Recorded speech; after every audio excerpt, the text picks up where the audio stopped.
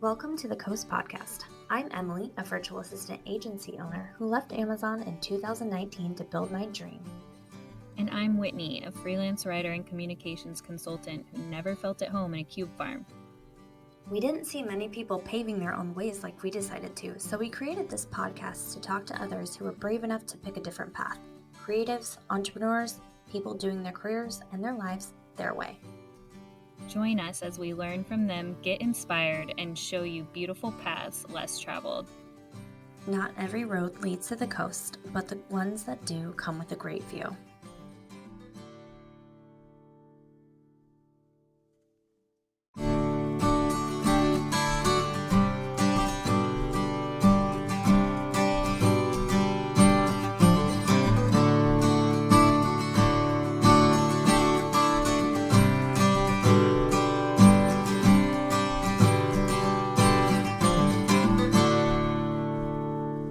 Hello, everybody, and welcome back to the Coast Podcast. My name's Emilie Given, and I own a virtual assistant agency right outside of Linwood, Washington.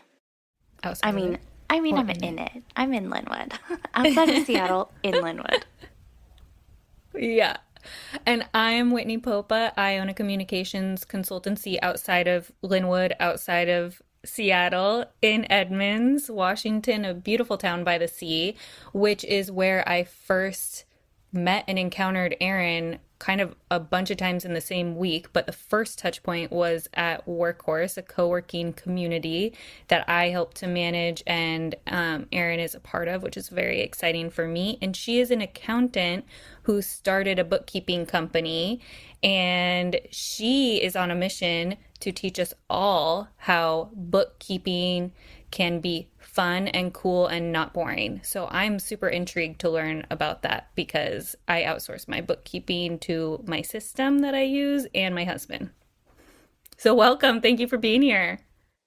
Thank you, guys. I'm so excited to finally be on this. I've been listening for several months now, so this is really awesome, and I'm excited to talk to you guys and the world. I'm excited too. Bookkeeping is so... I'm sorry, it's not sexy, but you can highlight some sexy elements for us and make it more exciting. So I'm super excited to learn more about it. So tell us, okay, so you currently own a bookkeeping business called Upkeeping, right? Yes. So where were you before you did that? What's your background? So where was I in the world or in my career? I mean, all of it. Because tell us everything. Yeah, I know. Let me tell you a story. No, I started my career. I was actually going to school for marketing, and I had to take an accounting course. And as I was taking it, I was like, "Oh, this is my thing. I love it." And I felt like Can such I a interrupt nerd. to say that is exactly why I didn't major in marketing. Really? One of the many reasons. The kids, all the classes seem so much harder. And I'm a smart person, but I think everybody's a genius at something. So I'm just going to do the things I'm good at. I finished my poli-sci degree because I already took stats, but I didn't want to do anything with that really. Now I'm very involved in city politics, so it worked out. But I'm so glad for you that you did that, because I saw all these kids in marketing and I was like, this seems so much harder than it needs to be. Yeah. Why are you taking accounting classes? So I am inserting myself to say I'm so glad that it worked out for you, because we need people like you. Yes, and I always joke because I cannot handle blood, and so whenever I talk to a nurse, I'm like, thank God they make people like you. I will focus on numbers, but I will never, I will pass out if someone bleeds. And I will pass out if I have to look at numbers in the spreadsheet. So I'm glad. I'm so glad for people like you. And this is following all the human design podcasts. Oh yeah. Episodes, so what's your human design? Do you know?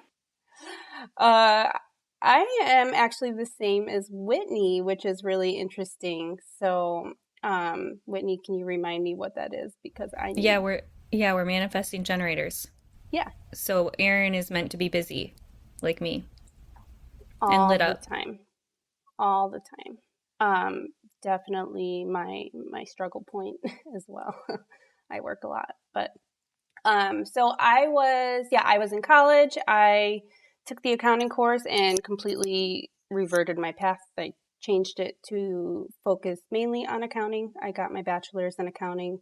At that time, I married a Marine, and we were living all over the country, all over the world. This is like our 10th or 11th house here in Seattle since we've been together, and we've been married almost 12 years now. So we've lived everywhere. We had 3 years in Japan, just outside of Tokyo, where I got to work on my master's and raise our babies and also help nonprofits out in they were military organizations, so still American, but nonprofits. And I was so fortunate because I know there's a lot of talk on this podcast about the corporate world and how hard that can be. And especially in the accounting industry, everyone talks about the big four. Oh, I worked for the big four, and like they Yep. wear that as a badge. Mm-hmm. And for a long time, I was like, I never got that opportunity. Like, I didn't work for a big four, but what I did work for was a small CPA firm in Yuma, Arizona. Which, if you don't know where Yuma is, everyone's like, oh, the movie 310 to Yuma. Like, that's all they know about Yuma. It's in the corner of Arizona, California, and Mexico. And it is 120 degrees in the summertime. So it's kind of a place that people That's avoid horrible. on their way from Phoenix to San Diego. Yes. Although I have so many fun memories now. It's kind of looking back, vision's 2020, hindsight's 2020. But I got to work with the CPA firm who was so incredibly detail oriented and professional. And the CPAs there were nearly retired. So they were like 30 years into their career, and they were really good at what they did. And so for me, it was kind of like I went into this firm where I had to dress professionally, and I was just a receptionist at the time while I was working on my degree. And they saw my interest, and they gave me kind of like starter projects to see how I would do. They gave me some bookkeeping clients, and then as I continued working there, worked through a tax season, got my bachelor's degree. They allowed me to take on some monthly bookkeeping clients, help with payroll, and they just kept giving me more and more responsibility, which was super awesome. And I learned so much during my time there. And then we moved to Japan. And so that's where I work for the nonprofit. That's where I was like, oh, this is cool. Like I put all of my work and time into getting a degree, and now I can't use it. So that was kind of a little nervous, like a nervous time for me, but I was able to get my master's and still have my foot in the door for the bookkeeping world, which is what I really enjoyed because I had worked through tax season by that time, and that is not my jam. So kudos to anyone listening who actually likes to do taxes. Not a fan of that life.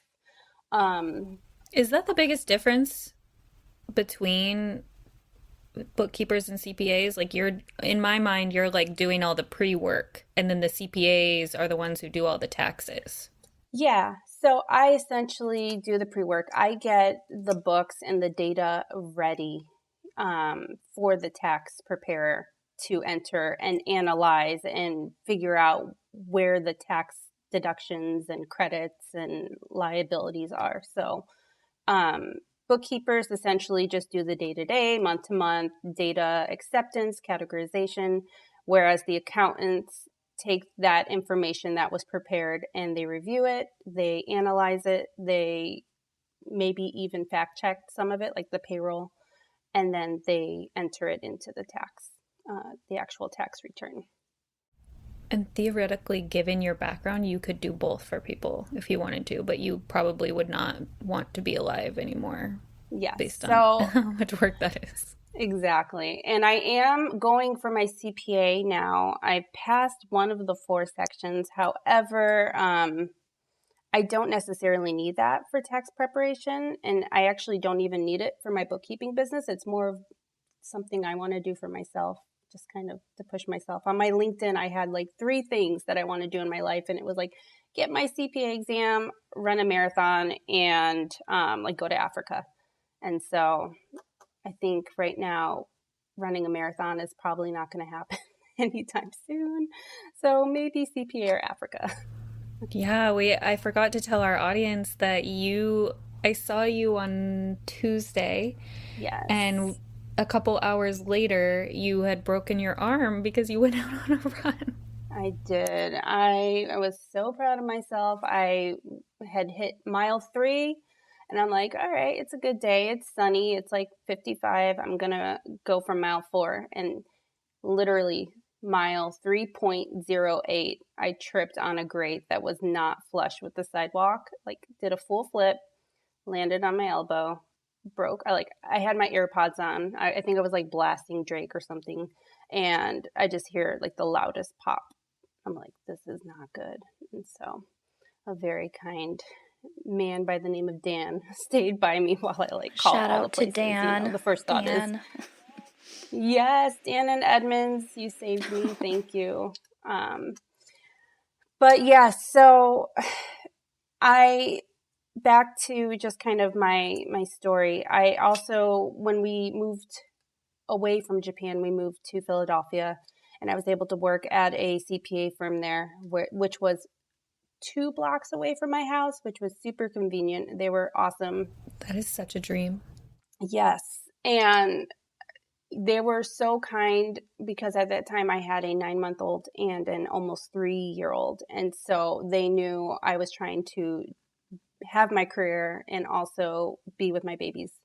So there was many times where I would work during the day, and then I would also go home, feed the kids, get them in the baths, get them in bed, and then I would walk back to work and work until midnight or 1 a.m. And that was my life for that tax season. Wow. So, Side note, I love Philly so much. yeah, and then I love Philly.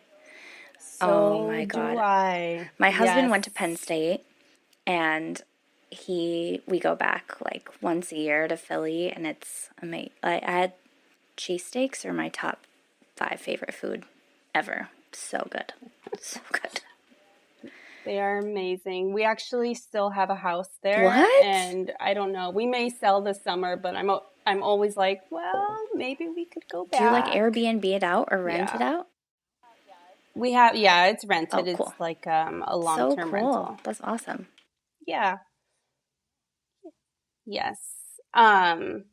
So we moved from Philly to Kansas City for like 10 months, and then we moved to Seattle. And then I was able to get a job here at a firm in Bellevue. And when I was interviewing for that job, the owner like stopped the interview and asked me, "Why are you interviewing for this position? Why aren't you doing what I'm doing?" And I was like, because no one's ever asked me that. What do you mean? Like, I can't do this. But that kind of like got me thinking.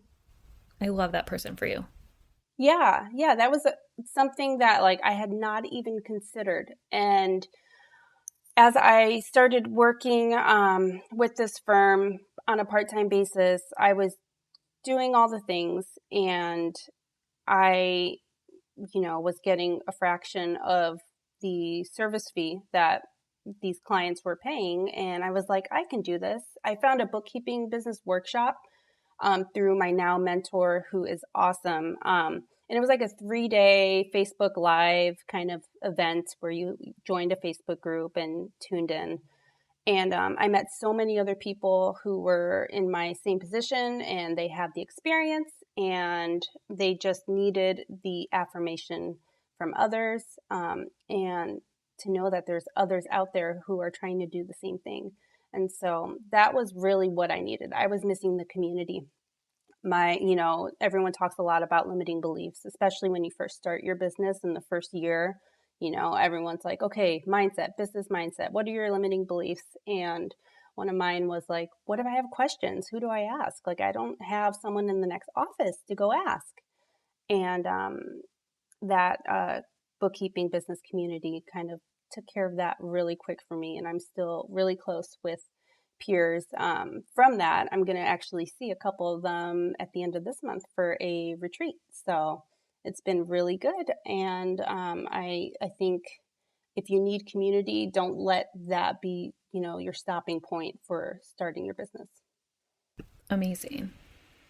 Community is so important. That's why Whitney and I are trying Yeah. to build this community of entrepreneurs too, like giving people a platform to share their stories and connect with each other. And I think we've made some really valuable connections, and I think our guests have made connections with our other guests as well. So that's been really, creating that community is so important, like you said. Absolutely. And so after I took those bookkeeping business workshops back in January or February of last year, I thought of the name Upkeeping and filed for the LLC. And I think my first organic client, who was from like Upwork, came by around March of last year. And I had one bookkeeping client that was kind of like my hobby client, kind of like, can I really do this, Erin? Can you do this? And I'd had him for 3 or 4 years by that point. And they're a service-based business in Philly. And I started them from the ground. They're really successful. They're doing great. I'm still their bookkeeper today. And so when I started Upkeeping, I at least knew that I could do it. I just didn't know if I was going to get clients, where they were going to come from, who my clients were going to be. And so number one, I joined that community. I also joined another community that's a virtual networking community called Entreprenista League, and that was really great. Their networking events and just their coaching events that they offer really helped my mindset. I met a mindset coach on one of the events who, in our one-on-one, made me cry because I didn't realize that one of my limiting beliefs was that I was assuming my clients' affordability because I grew up poor. And like, how could I, someone who grew up poor, feel like I can charge the prices I'm charging for my services? And that was just something that I had to work through myself because, that was limiting my belief in my value. And so just the opportunities for the people that I've met, and we haven't even gotten to Danica and her events where I'm meeting people in person. And Whitney, we kind of sort of met at Danica's event before the workhorse realization, and it was because I posted the picture of me holding the cookie at the grand opening for workhorse that you were like, Yep. wait a minute. Oh, I was there. Yesterday. Then did I meet you? Maybe I met you briefly. Yeah, probably. Well, I had seen you before, and then when I saw you at that event, it was 2 nights in a row. Yeah. Yeah, so I saw you the night before and like met you in my mind because I was not afraid, but I was like, I don't know if it's the same person, so I'm not gonna go and introduce myself, but I'm pretty sure it is, or vice versa. But yeah, I met you like 2 nights in a row, and then I forced you to sign up for Workhorse because I was like, we need more women here. And I do want to jump ahead a little bit to your mindset stuff because I think in your business specifically, it is so important that you're doing that work because then you can translate it to your clients. And I'm curious, I've asked you this in person a little bit before, but I'm wondering if that is something that you kind of through osmosis or whatever work on with them, and as a follow-up, if you would even consider working or adding that as part of what you do for people because you are working with a lot of small businesses. And I have a friend, we're gonna interview her soon too, and she owns a lash business, and she's started integrating mindset into her coaching as well. Yeah. So at the last networking event, it was called Behind the Scenes Queens. And so I was one of the speakers. I had a table, people could come talk to me. And what I got from that event was every woman that I talked to at the end, she was like, wow, like I feel so much better now that you've explained that. And like, I feel like I'm not, I'm going to go to sleep not feeling like I'm going to get a letter in the mail that I owe a huge bill somewhere, or I'm going to go to jail or something like that. So for that instance, I feel like just talking to women about their business finances and how they're actively looking at them, or, keeping track of what their revenue and expenses are, that helps them to have the financial empowerment in their life. And I think so many people are just so scared to even, look at all of the things that they've done over the last year, because bookkeeping is not sexy, they put it off. And so the longer someone puts it off, the more daunting or scary it seems, when it's time to finally sit down and, hope that you made money and hope that you don't owe a lot of money to someone. So I think, just having conversations with women to set up their accounting system, to be in it and not wait until the last minute, is probably the biggest mindset challenge they can do, is just to be involved, in their books. Not only that, too, and I love that you're doing that, but it's like something that we're not taught in school that we should, like financial literacy. And there's a lot of like feelings around money and being afraid of it. And I think a lot of that just has to do with our financial literacy. Like, sure, we learn math, but we don't learn money management. And then there's like for women, the whole other added layer of our feelings around all of that. And one of my new financial gurus, she was saying that women have to equate like building wealth as service for the good of humanity. And if we're not there in our mind, then it feels selfish. It feels like, oh, who am I to be making money? Like you said, around your limiting beliefs. So once women can kind of get past that, most men don't have the same problem. And again, I generalize, but that's been my experience. And so it's healthy to teach that in school. Like, I think kids should be learning a lot more about nutrition in school. I think we should be learning about like that money is fun, and it's like numbers are fun, and making money is good for everybody. And I think that you provide a lot of value there. And when I think about your business, I get overwhelmed because I'm in a phase right now where I'm taking on a lot of projects and it fragments me. So I'm always kind of chasing my tail and kind of trying to figure out like my quote unquote balance. And for you, I feel like because you're making something that is not so sexy easier for people, if you in your abundance of clients feel overwhelmed by all the people that are coming to you for help, and how you kind of manage not only that client load, but their potential neediness from you. Like, what does that look like for you, and how are you thinking about your business in terms of like overall client management and your ability to take everybody on? That is the struggle bus right now. I went from no clients, one client, my hobby client, to 20 clients. And never in my wildest dreams did I think I would have 20 clients so quick. It's not even a full year. And so, something just like a light bulb clicked on for all the business owners around December, 26th or so, that, oh my goodness, year end, I need a bookkeeper. And people just, I was receiving so many messages and emails, and people were actually, just scheduling like discovery calls without even reaching out to me first, because I think there was just this onset of panic that taxes are due. I don't know what I'm doing and I need someone to tell me it's going to be okay.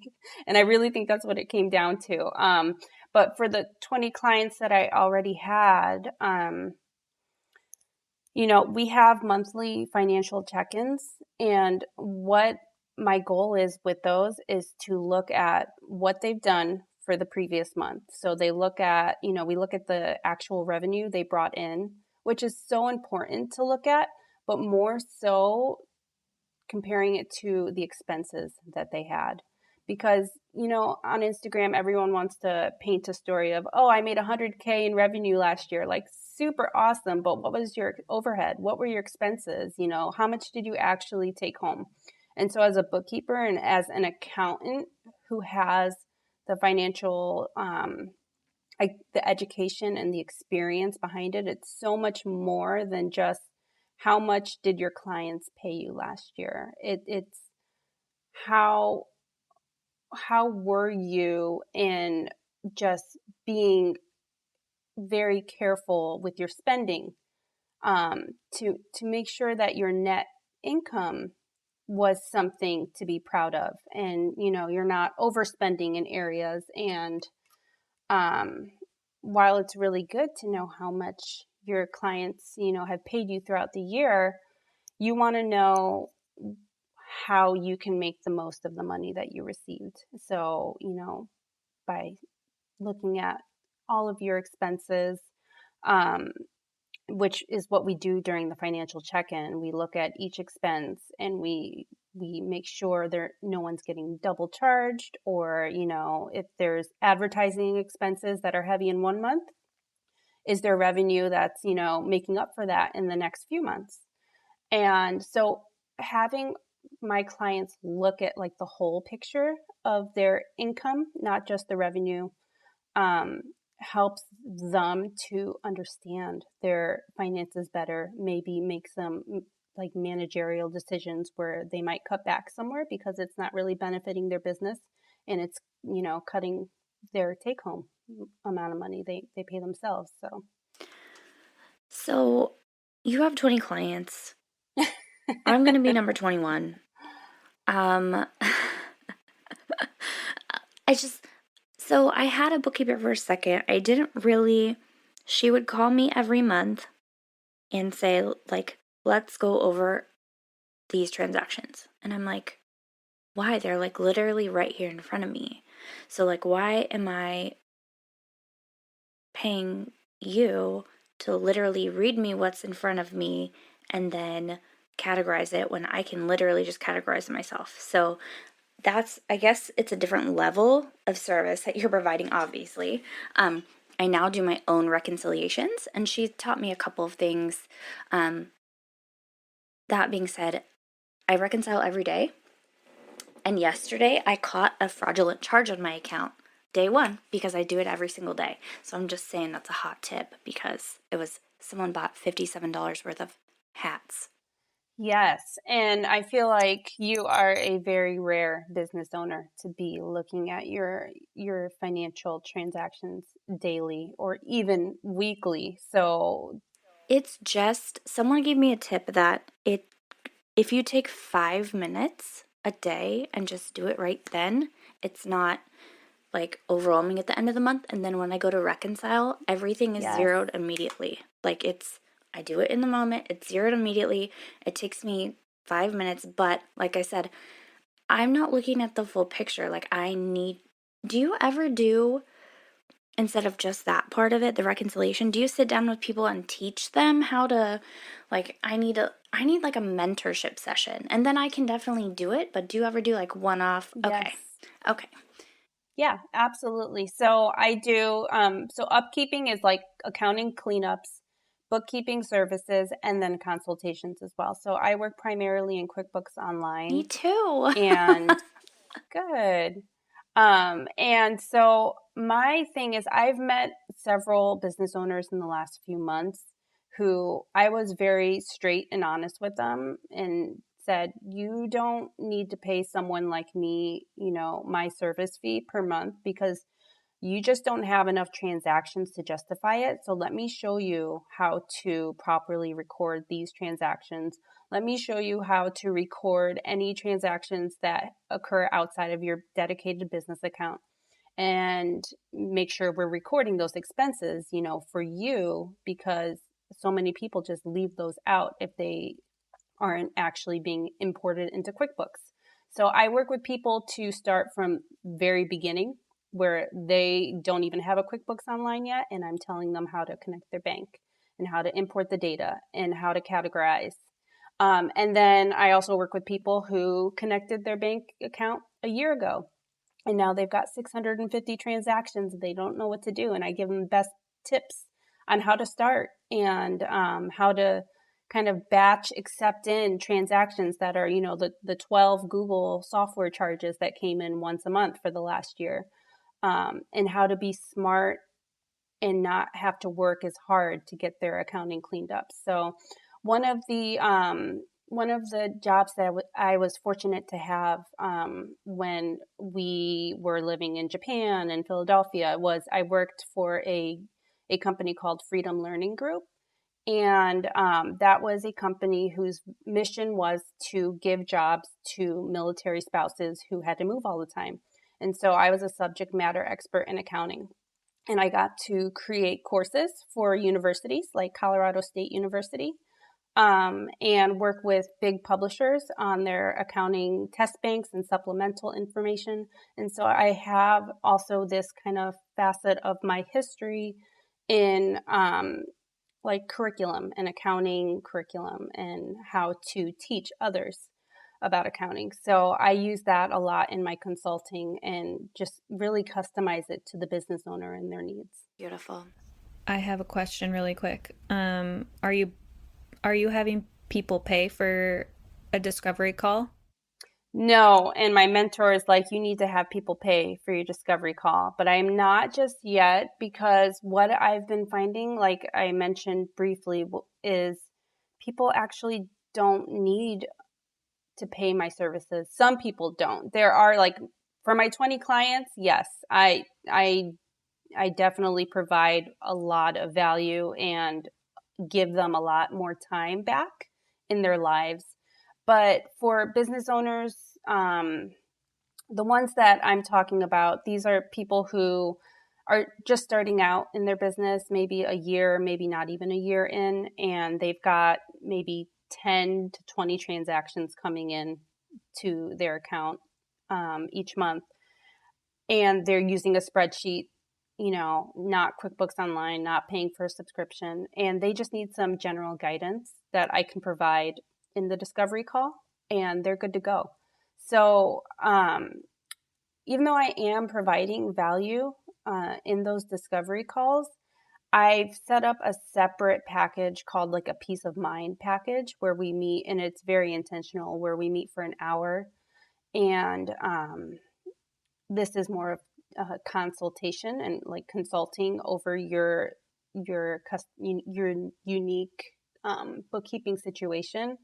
And after that 1 hour, then I will send over a report of what we discussed and some actionable steps and tips for that business owner. So that is more of like, that is a cost, that is the service that I provide. But the discovery calls are more so people can tell me where they're at, what they need, and then I can explain who I am, what I provide, and how that could fit with the business owner.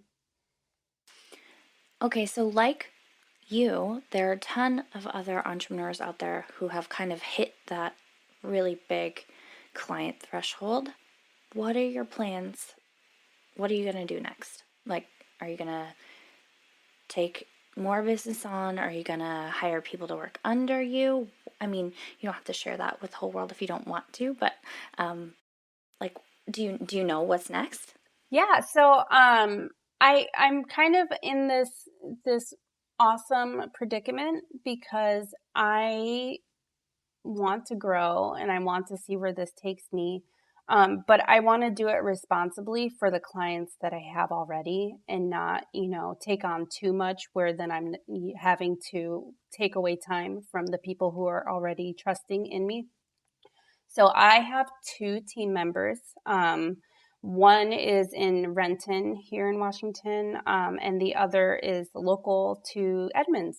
And so she's started to come in with me to Workhorse, which is really exciting. Both of our kids, we both have two kids. The oldest kids are in class together, and the youngest kids are in class together. So we have the same schedule, which is really fun. And she's got experience in bookkeeping. So it was kind of a no-brainer. I needed help, and she wanted to have a job that was flexible. So having two team members is definitely going to help with my workload and help me focus on kind of the bigger picture, more of the accounting related aspects of the business, while they'll focus on the daily bookkeeping, categorization, and those kind of tasks, while I can meet with clients and work on budget reports with clients and kind of offer more value than just here are your financial statements, take a look at them. That's awesome. And it's so cool for you to be able to support another mom. Like, I'm super pro that. I'm curious for you. Like, I have my own ideas for how I think that you can grow, like with your experience in even building coursework and how valuable having courses would be for you. But it's your life. I'll let you live it. My question for you, and something that I butt up against a lot and I try to share outwardly in kind of like a manifestation way, is as you've been building these client relationships and have more people on board, who are your current like dream clients? What kind of people do you want to help right now? I have had such a great experience with social media managers. I really love the work that they do, and it's really fun to see what new clients they bring in. I have one who is super successful. She's down in Florida now, and she's got some pretty big names that she manages media for. And so whenever she's like, I've got someone new, I'm always Googling to see, okay, who is this person? And their Instagram accounts are, they have a large presence. So just that work is really exciting because I also enjoy like accounts receivables, which is like managing the invoicing and payments from clients for my clients. So that's mainly the focus for social media managers. And I don't have to deal with sales tax, which is really great. So I love that. I also I do some outsourced bookkeeping for a woman who was on one of the Real Housewives. Whitney's face right now. Was or is? She was. Whitney. I'll tell you offline who. Whitney is freaking out right now. Yes, my mom fangirled when she found out. She was very excited. Anyway, very exciting. Okay. But yeah, so I help with the books for her. She has a podcast and another like Shopify business. So so that's fun. I think it's just neat to help women, especially. Honestly, I think it's about 50-50 now, women clients. But I feel putting myself in these like communities where it's women like entrepreneurs league. I've found that sometimes women are afraid to ask certain questions about accounting. And I always joke about how stuffy the accounting world is and how like uptight it is. And I've really made it a point to kind of break that stigma.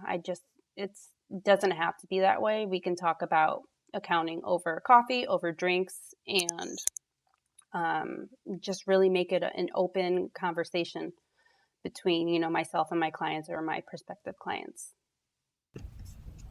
I've asked you this before too, and I want everybody to hear your answer to this, but like what's your experience with people when they're embarrassed in either direction? of like, here's, I make all this money. Don't think I'm a bad person, because there's a lot of like feelings attached to that. And like, I don't make enough money. How do you like, do you still want to work with me? I just feel like people bring you their baggage. Yeah. So for the people who don't make enough money, I try and be really honest with them as far as how much my services are. And the one thing that I've had to battle this year into business, is remembering that I've got a family and a husband behind me that I need to support in not not in a financial way, but in a presence kind of way. So, um, the fees that I charge for my services are much more than, just providing financial statements. It's also my time, and it's the time that I have to devote away from my family. And so I have to factor that in to my mindset. Um, and for these companies that may not have enough money to pay me, I encourage them to either work with me so that they can figure out how to do their books, or give them other resources. There's QuickBooks training videos, a ton of them out there. Most people don't want to waste their time on them, but they are short and you can figure it out yourself if you really wanted to. But I've had to stop lowering my rates just because I felt like if I didn't provide my services, they would be lost. It's not true. They can figure out another avenue. And so I think on the flip side, the people who make a lot of money, yeah, I mean, my largest client, I basically, when I landed my largest client, they are a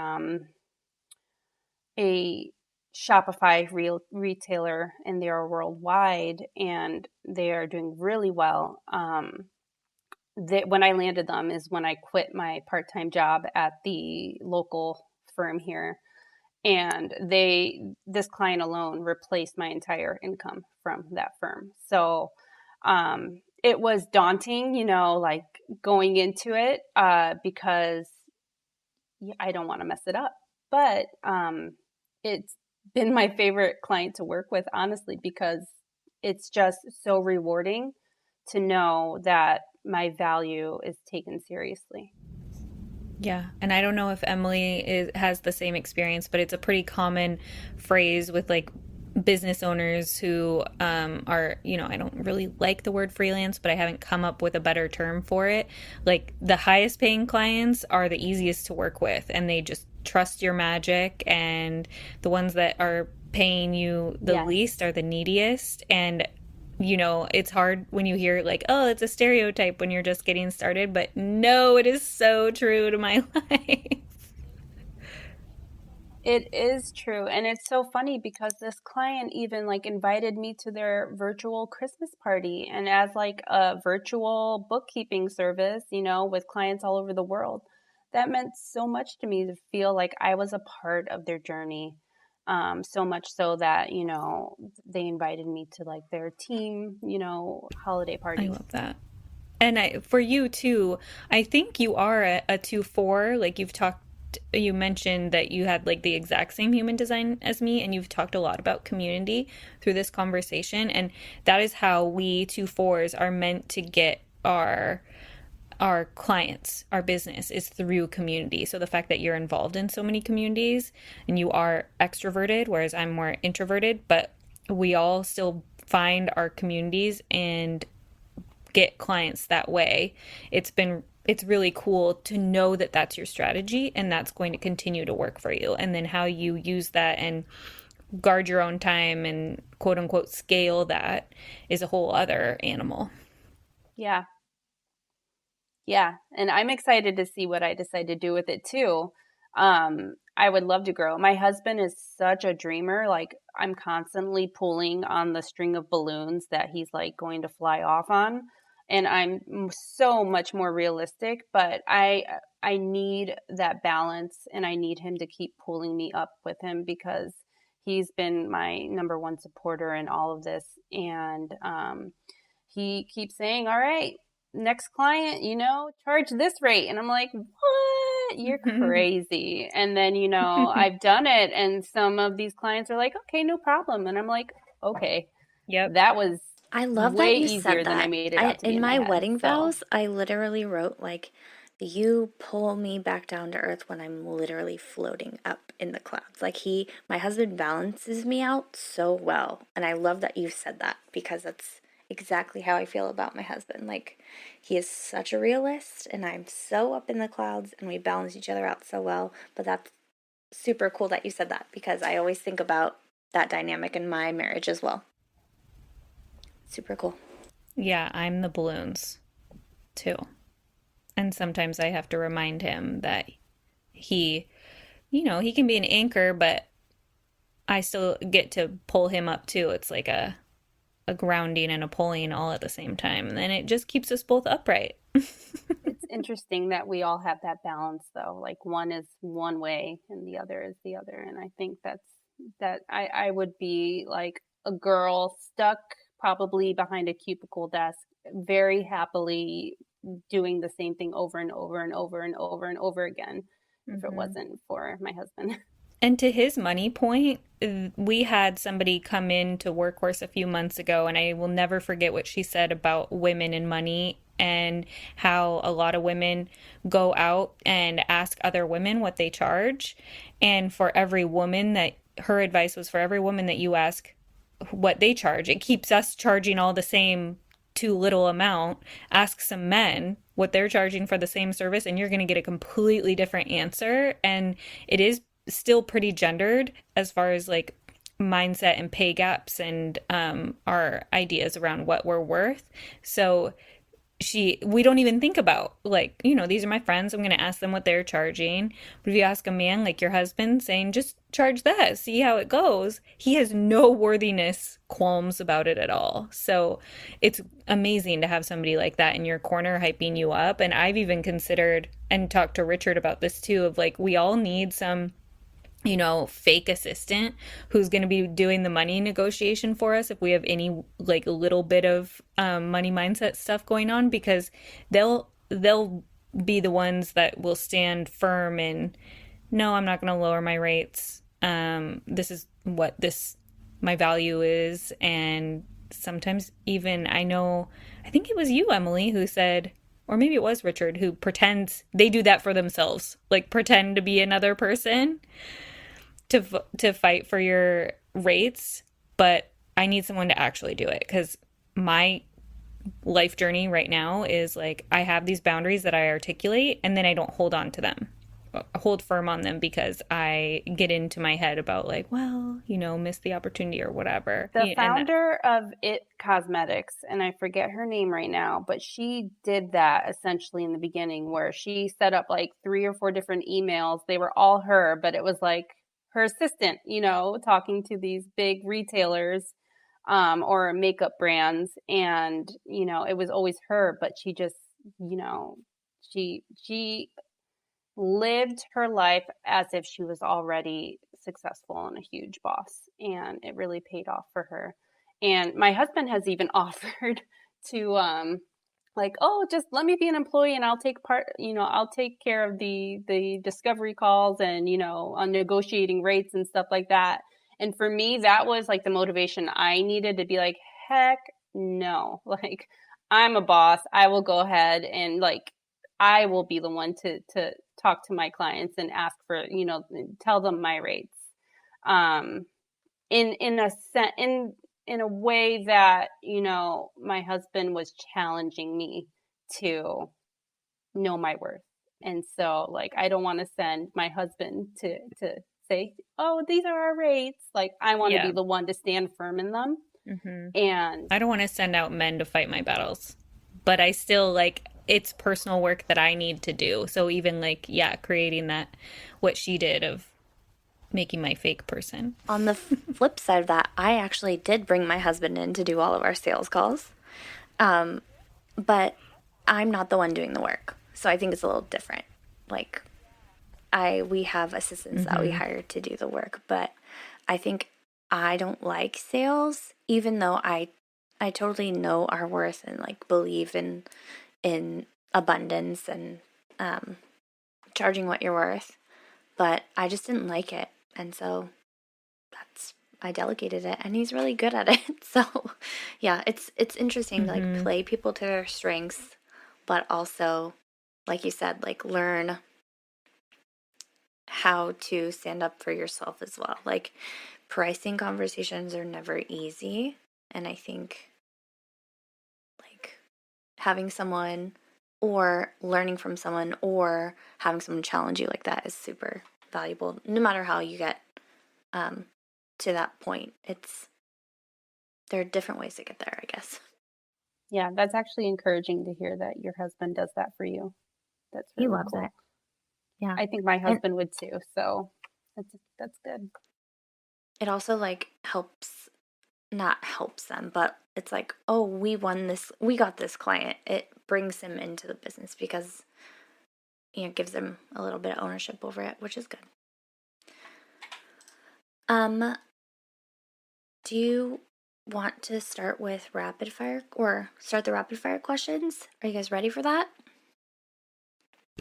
So ready. Born ready. Okay.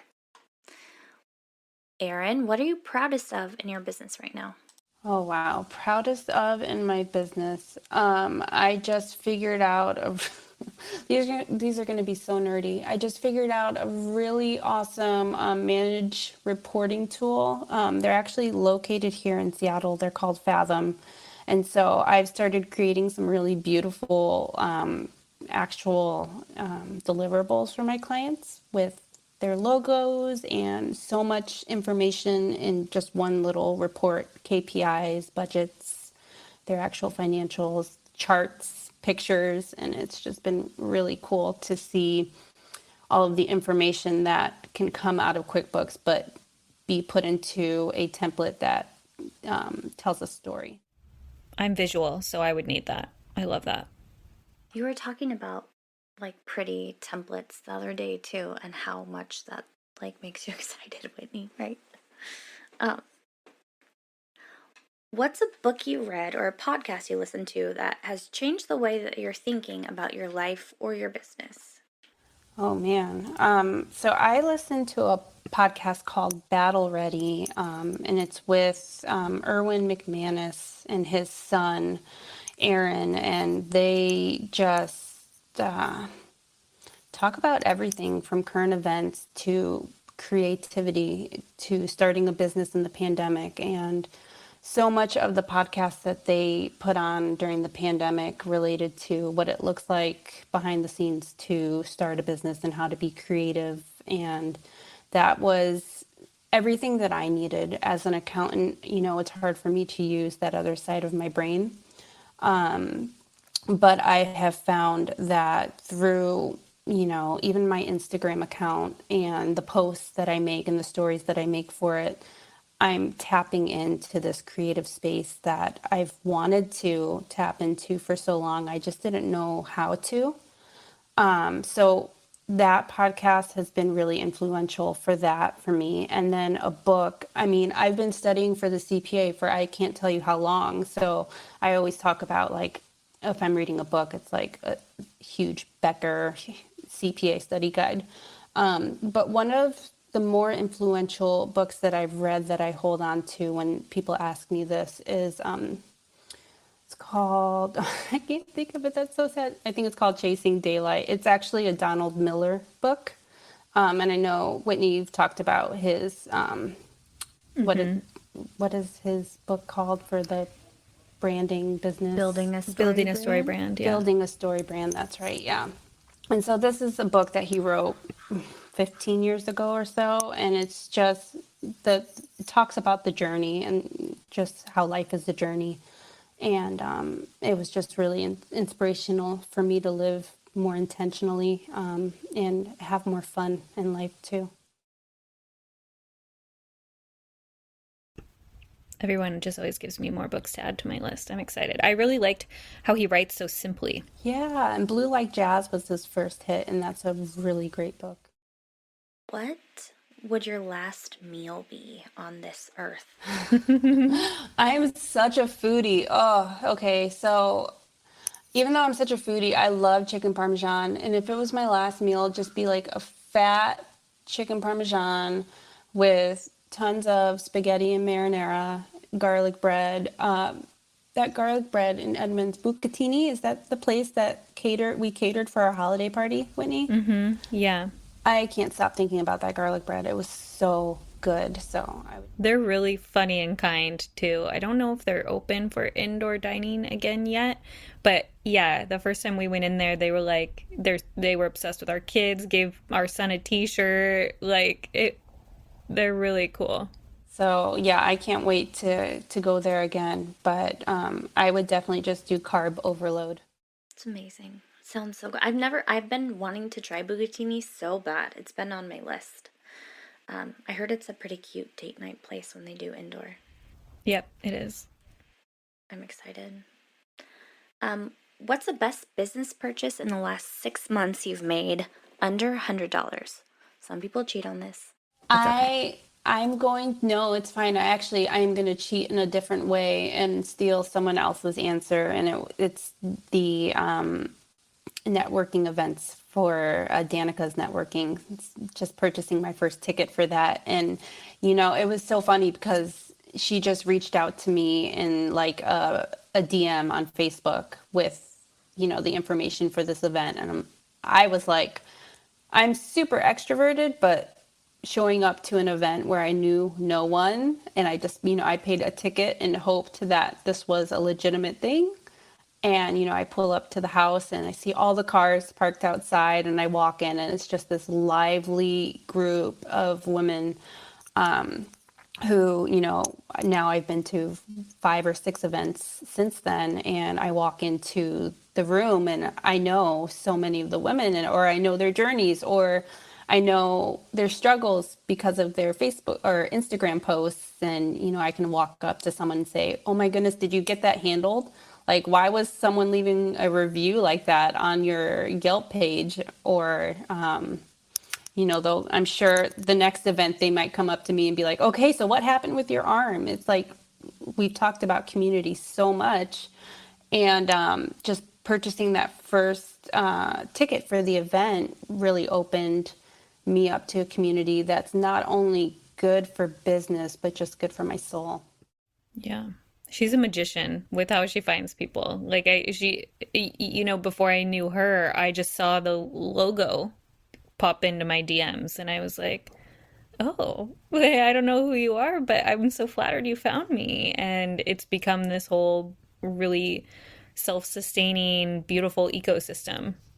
Our final question is, what is lighting you up lately? What is lighting me up? Well, it was running until about 2 days ago. I was getting back into that, hoping to train for something. But I will have to defer to maybe just spending time with family.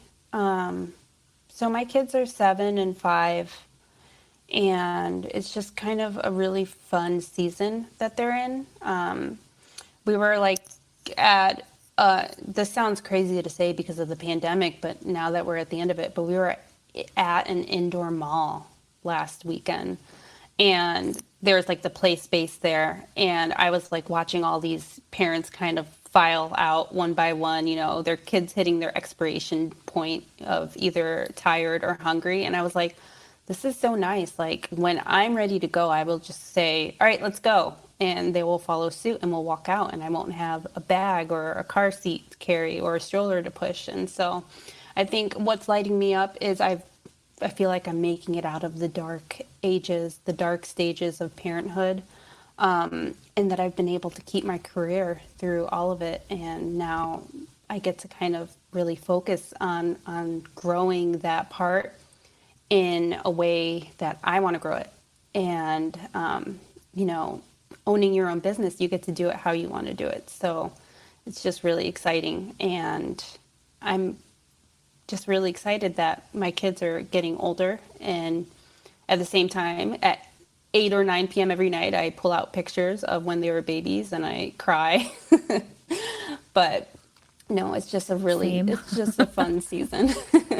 You're giving me hope. I am very hopeful for the 7 and 5 season. Yes, it's We're at great. 4 and 2 right now, and it's tough. You will Mine are get 5 there. and 13.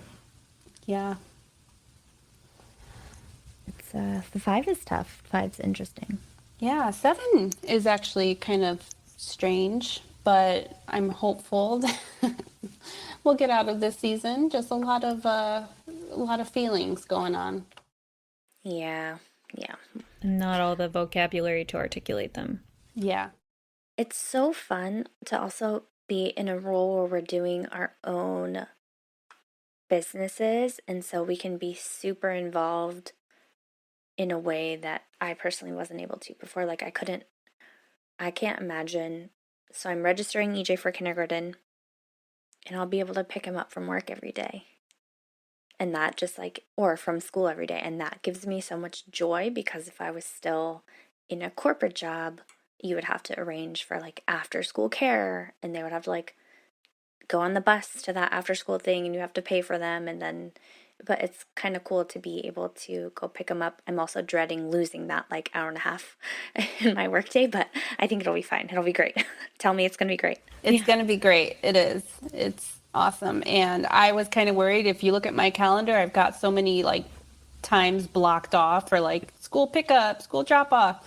But you get into a rhythm and you use those blocks of time where kids are at school to your advantage. You meet with your clients, and then you just cherish the fact that you get to, be with your kids, and work your schedule around being there for them.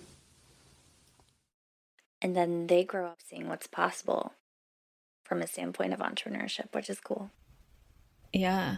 And I am going to have the opposite experience of you, Emily. So I'm like, next year I'm going to have at least 2 more hours, because right now I have until 12:30. And so, yeah, I'm like, yeah, it's so funny that like everybody's life and their experience like informs their perspective and everything, because you have full day daycare now. I don't have that. I only have part day preschool now, 5 days a week. It used to be 3. And it's just every inch I get closer to having more of a day, I get so excited. Really quickly, where can people find you? Yeah, so on Instagram, that's where I'm most active, upkeeping.co. And then my website is upkeeping.co as well. Love the brand consistency. Thank you. Thank you so much for being here today. Yeah, and for making numbers more sexy. I really do think they're sexy. I was getting excited. Well, I think if I wasn't on pain meds from my arm, I would have been way more hype about it. But I hope someone here is listening and feels like they can approach the subject a little more easier now because of this conversation. For sure. Tools for empowerment. Thank you, Erin. Thank you guys so much. This was really great. Thank you so much for listening, and we'll see you next week. Bye, everyone. This episode's music was provided by Sloan Best. And editing provided by Kayla Shoup.